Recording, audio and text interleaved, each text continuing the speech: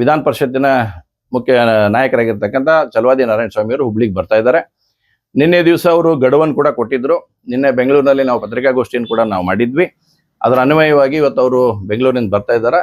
ಪೊಲೀಸರನ್ನ suspend ಮಾಡ್ಬೇಕನ್ನೋ ಆಗ್ರಹವನ್ನು ಇಟ್ಟಿದ್ರು. ಆದರೆ ನಿನ್ನೆ ರಾತ್ರಿನೇ ಪೊಲೀಸ್ ಕಮಿಷನರ್ ಅವರು PIನ ಅಲ್ಲಿಂದ ಎತ್ತಂಗಡಿ ಮಾಡ್ತಕ್ಕಂಥ ಕೆಲಸವನ್ನು ಅವ್ರು ಮಾಡಿದ್ದಾರೆ. ಮತ್ತು ನಮ್ಗೆ ಎರಡು ಆಗ್ರಹ ಬಹಳ ಸ್ಪಷ್ಟವಾಗಿತ್ತು ಭಾರತೀಯ ಜನತಾ ಪಾರ್ಟಿದು.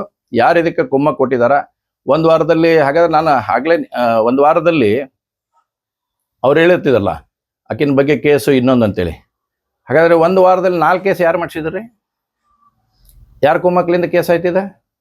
ಯಾರು ವಿಡಿಯೋ ಬಿಡುಗಡೆ ಮಾಡ್ಯಾರ? ವಿಡಿಯೋ ಬಿಡುಗಡೆ ಮಾಡಕ್ಕೆ ಯಾರು ಹಚ್ಚಾರ? ಅವ್ರ ಕುಮ್ಮಕ್ಲಿಂದ 4 ಕೇಸ್ ಆಗಿದ್ದಿದೆ, FIR ಆಗಿದ್ದು. ಏನಂತ ದೊಡ್ಡದಿತ್ತು ಹಂಗಂದ್ರೆ? ಏನು ಆ ಬರೀ ಪ್ರಕರಣ ಆಗಿತ್ತ? ಏನಾಗಿತ್ತ?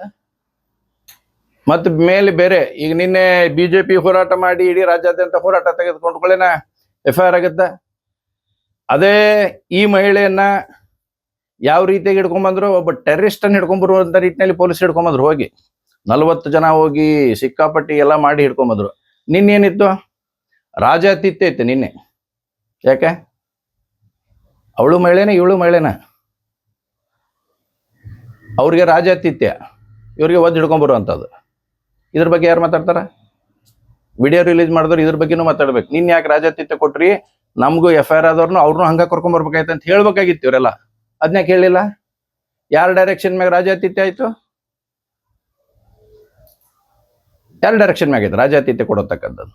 ಅಂದ್ರೆ ಪೊಲೀಸರನ್ನ ಕಪಿಮುಷ್ಟಿಯಲ್ಲಿ ಇಟ್ಕೊಳ್ಳುವಂಥ ಪ್ರಯತ್ನ ಕಾಂಗ್ರೆಸ್ ಪಾರ್ಟಿ, ಕಾಂಗ್ರೆಸ್ ನಾಯಕರು ಇವತ್ತು ಮಾಡಕತ್ತಾರೆ ಇಲ್ಲಿ. ಅದನ್ನ ಯಾವ ಕಾರಣಕ್ಕೂ ಭಾರತೀಯ ಜನತಾ ಪಾರ್ಟಿ ಸಹಿಸಂಗಿಲ್ಲ. ನ್ಯಾಯ ಅನ್ನುವಂಥದ್ದು ಎಲ್ಲರಿಗೂ ಒಂದೇ ಇರುತ್ತೆ. ಆ ನ್ಯಾಯದಡಿ